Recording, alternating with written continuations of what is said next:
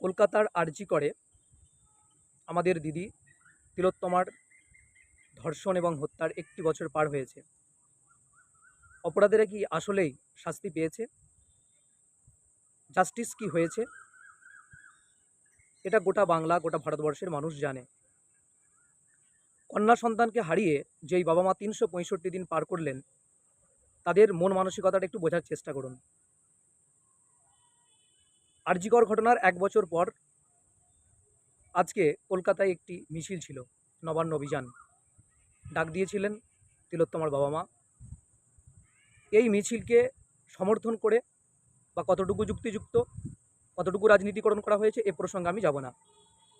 দেখতে পেয়েছেন একটি রাজনৈতিক দলের নেতা থেকে শুরু করে কর্মী সমর্থক অনেকের উপস্থিতি আজকের এই মিছিলে কিন্তু দেখতে পাওয়া গিয়েছে।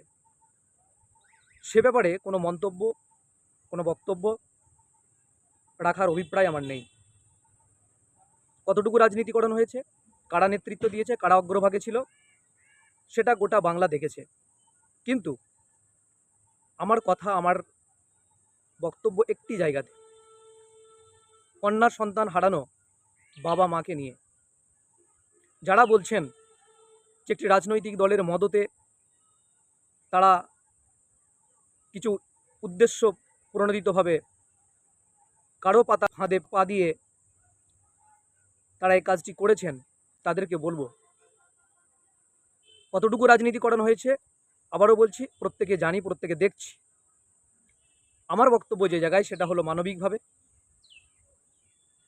শ্রদ্ধার সঙ্গে আমরা বলছি, যারা যেই বাবা মা নিজের কন্যা সন্তানকে এভাবে হাড়হিম অবস্থায় মৃত্যুবরণ করতে দেখেছে, শুনেছে, জেনেছে, সেই বাবা মার মন মানসিকতার উপর দিয়ে কতটা ঝড় বয়ে গিয়েছে।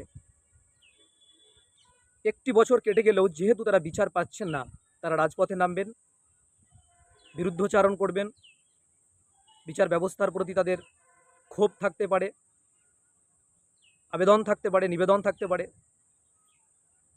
যারা আমার এই কথাকে অন্য কোনো রাজনৈতিক দলের দালাল হিসেবে তাদের প্রমোট করা বক্তা হিসেবে মনে করবেন, তাদের জন্য একরাশ দুঃখ সমবেদনা, সাথে আপনাদের দূরদর্শিতার অভাব। একটিবার ভাবুন তো, আজকে যদি কোনো রাজনৈতিক দলের ছত্রছায়ায় তারা যায়, কেন গিয়েছে, কতদিন পরে গিয়েছে, কেনই বা গিয়েছে? ঘটনার কিন্তু ৩৬৫ দিন পার হয়ে গেল আজকে, তারপরে কিন্তু তারা রাজনৈতিক ছত্রছায়ায় গিয়েছে। আমি এটাকে সমর্থন করছি না। আমি শুধু এটুকু বলতে চাচ্ছি, যার বাড়িতে বা যাদের বাড়িতে এই ধরনের ঘটনা ঘটবে, চিন্তা করুন এই বাবা মার জায়গায় আপনার বাবা মা, বা আপনিই বাবা বা আপনিই মা, বা আপনার দিদি বা আপনার বোন, বা আপনার কেউ, পিসি, মাসি, জেঠি, মেয়ে, যে কেউ। বিচার ব্যবস্থার প্রতি আস্থা রেখে আপনি যখন ৩৬৫ দিন পার করবেন, তারপরেও যখন জাস্টিস পাবেন না, তখন আপনি কি করতে পারেন? স্বাভাবিকভাবে মনেই হতে পারে বিচার যখন পাচ্ছি না, যেখানে গেলে, যেভাবে গেলে, যাদের সঙ্গে গেলে পাবো, অর্থাৎ খড়কুটো ধরে বেঁচে থাকার চেষ্টা করা। এই যে বিচার পাওয়ার জিদ, তীব্র ইচ্ছা, বিচার পেতেই হবে, সেই মুহূর্তটাতে যদি আপনিও দাঁড়িয়ে থাকতেন, আমিও দাঁড়িয়ে থাকতাম, সেই জায়গা থেকে কিন্তু আপনাদেরকে অনেকে যেভাবে পরিচালনা করতেন, মিসগাইড করতেন, সেভাবে কিন্তু আপনারাও হয়তো মিসগাইডেড হতেন। হ্যাঁ, আমি মিসগাইডই বলছি। তাদের আবেগকে, তাদের সন্তান হারার কষ্টকে কেউ বা কারা মিসগাইড করেছে, মিসগাইড করে তাদেরকে রাজনৈতিক ছত্রছায়ায় যেতে বাধ্য করেছে। আবারও বলছি, যে রাজনৈতিক দল আজকে প্রমোট করে মিছিলের অগ্রভাগে দাঁড়িয়ে তারা এগিয়ে যাচ্ছিল, সেই মিছিলের সমর্থন, সেই রাজনৈতিক দলের সমর্থন আমি করছি না। আমার কষ্ট, আমার অভিযোগ, আমার বলার জায়গাটা হলো বাবা মাকে নিয়ে। কতটা কষ্ট, কতটা দুঃখ, কতটা মানসিক যন্ত্রণা দিয়ে তারা এতগুলো দিন পার করেছেন। তিনি বিচার চাইতেই পারেন। সেখানে কোনো রাজনৈতিক ব্যক্তিকে যদি অ্যারেস্ট করা হতো, তাদের উপরে যদি আঘাত হতো, এতে আমার কোনো বক্তব্য থাকতো না। কিন্তু বিশ্বাস করুন, একজন মানবিক, একজন দায়িত্বশীল এই বাংলার এই দেশের নাগরিক হিসেবে যখন ওই দিদির মাকে আমি মাথায় আঘাত পেতে দেখেছি, যখন ওই দিদির মায়ের হাতের শাঁখা ভেঙে গিয়েছে, এটা মিডিয়া মারফত দেখেছি, খুবই খারাপ লেগেছে, খুবই কষ্ট লেগেছে, যেটা বলার ভাষা নেই। আমি সেখানে আমার মাকে বসানোর চেষ্টা করেছি এবং মনে মনে ভেবেছি যে এখানে হয়তো আমার দিদির সঙ্গেও যদি এটা হতো, আমার বাড়ির কোনো মেয়ের সঙ্গে যদি এটা হতো, আর একইভাবে যদি আমি বিচার না পেতাম, তারপরে বিচার চাওয়ার জন্য রাজপথে নামলে কোনো রাজনৈতিক দলের দালাল বলে আমাকে দাগিয়ে দেওয়ার চেষ্টা করা হতো, বা আমার মায়ের সঙ্গে আচরণ যদি করা হতো, তাহলে আমি কি গর্জে উঠতাম না? আবারও বলছি, যারা এই মিছিলকে রাজনীতিকরণ করেছে, বা শ্রদ্ধার সঙ্গে বলছি, দিদির মা বাবাকে মিসগাইডেড যারা করে রাজনৈতিক উদ্দেশ্য প্রণোদিতভাবে আজকের এই কর্মসূচি নিয়েছে, দিদি তিলোত্তমার মা বাবার সঙ্গে যেটা করা হয়েছে, ধিক্কারজনক, নক্কারজনক। এর বিচার আমরা চাই। সন্তানের জন্য বিচার চেয়ে যদি রাজপথে নেমে আঘাত পেতে হয়, তার থেকে তীব্র নিন্দা আর কি হতে পারে? যারা এত কিছুর পরেও বলবেন না না, একটি রাজনৈতিক দলের সঙ্গে উনি হেঁটেছেন, সে রাজনৈতিক দলের আপনি বিরোধিতা করুন, যারা গিয়েছেন তাদের বিরোধিতা করুন, হাজারবার তাদের সঙ্গে আমাদের বিরোধিতা থাকবে, কিন্তু প্লিজ একটি বারের জন্য ওই মা বাবার কষ্টটা বোঝার চেষ্টা করুন।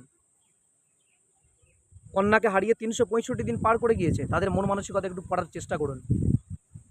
হ্যাঁ, দায়িত্বভার সিবিআইকে দেওয়া রয়েছে, কিন্তু তাদেরকে মিসগাইড করা হয়েছে যে সিবিআই এখনো পর্যন্ত কি করছে এই দাবি না তোলা।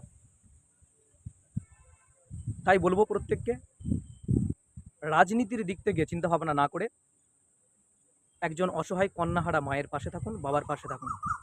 আজকে আরজি করের মতো একটি গুরুত্বপূর্ণ নাম করা হসপিটালে যদি এই ধরনের ঘটনা ঘটতে পারে, এবং গোটা বাংলা জুড়ে, গোটা দেশ জুড়ে এই ধরনের ঘটনা অহরহ হচ্ছে, আমাদের দাবি হলো বিচার চাই।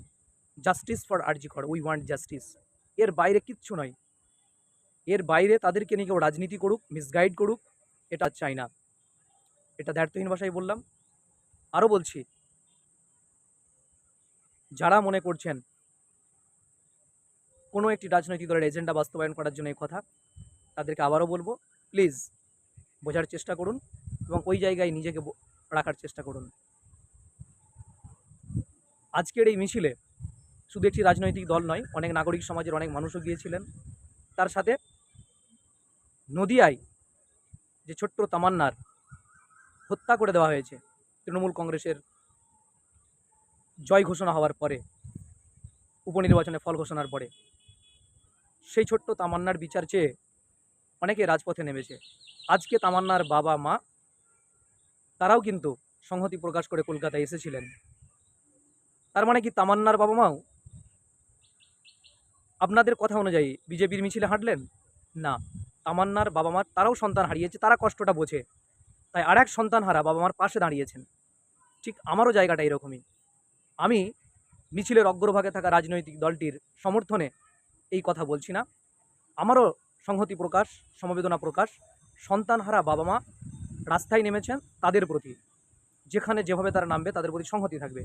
কিন্তু হ্যাঁ, কোনো রাজনৈতিক দলের এজেন্ডা বাস্তবায়নের জন্য নয়, এটা আপনাদেরকে স্মরণ করালাম। শেষে একটা অতিরিক্ত কথা সংযোজন করব। যারা মনে করছেন রাজনীতিকরণের কথা বলছেন, হ্যাঁ আমিও বলছি রাজনীতিকরণ হয়েছে, এটা আমি বারবার বলেছি, কিন্তু একটা সময় কি আসে জানেন, যখন আপনার দেওয়ালে পিঠটা ঠেকে যায়, তখন আপনিও চেষ্টা করবেন কিছু একটা ধরে ওঠার, বাঁচার, খড়কুটা হলেও। এক্ষেত্রেও ঠিক তাই হয়েছে।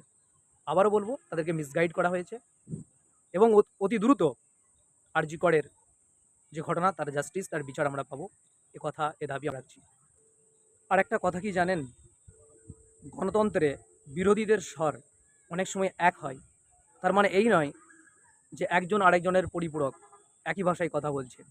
যেমন ধরুন, কেন্দ্র সরকারের বিরুদ্ধে ওয়াকফ নিয়ে যদি আন্দোলন হয়, সেই আন্দোলনে যেমন তৃণমূল কংগ্রেস বিরোধিতা করছে, কংগ্রেস করছে, সিপিএম করছে, আইএসএফও করছে। এর মানে তো এই নয় যে তৃণমূলের পাচাটা গোলাম আইএসএফ, বা তৃণমূলের কণ্ঠে কথা বলছে আইএসএফ, এমনটা কিন্তু নয়। বাকি অন্যান্য অনেক বিষয় থাকে যেগুলো আমরা কেন্দ্র সরকারের বিরোধিতা করি, সেটা আনিত বিল হোক বা অন্যান্য যে কোনো বিষয়ে। তার মানে এই নয় কেন্দ্র সরকারের সেই কথাটার বিরোধিতা আমরা করছি এবং তৃণমূলও করছে, তার মানেই আমরা তৃণমূলের বক্তব্যকে চুরি করে নিয়ে কথা বলছি বা তৃণমূলের সুরে সুর মেলাচ্ছি, এমনটা নয়। ঠিক রাজ্যের ক্ষেত্রেও তাই। রাজ্য চালাচ্ছে তৃণমূল কংগ্রেস। সেই জায়গা থেকে দাঁড়িয়ে বিরোধী যে সমস্ত রাজনৈতিক দলগুলো আছে, কিছু কিছু ক্ষেত্রে রাজ্যের কোনো বিষয় বিরোধিতা করতে গিয়ে তারা যেভাবে কথা বলছে, সেই কথার সঙ্গে যদি অন্য কোনো রাজনৈতিক দলের কথা মিলে যায়, তার মানে এই নয় যে তারা বিজেপির দালাল, বিজেপির মদতপুষ্ট বা তাদের সুরে কথা বলছে, এমনটা নয়। মাইন্ডকে ফ্রেশ করুন, সঠিক চিন্তাভাবনা করতে শিখুন। গণতন্ত্রের এই যে সৌন্দর্য, এটাকে উপভোগ করুন। এবং আসল গণতন্ত্র কি? গণতন্ত্রে বিরোধীদের কণ্ঠ অনেক সময় এক হতে পারে সরকারের বিরুদ্ধে আওয়াজ তুলতে গিয়ে। তার মানে একজন আরেকজনের বন্ধু, তার মানে একজন আরেকজনের পরিপূরক, এটা মনে করার কোনো কারণ নেই। We want justice, justice for RG Kar, we want justice, justice for Tamannaah.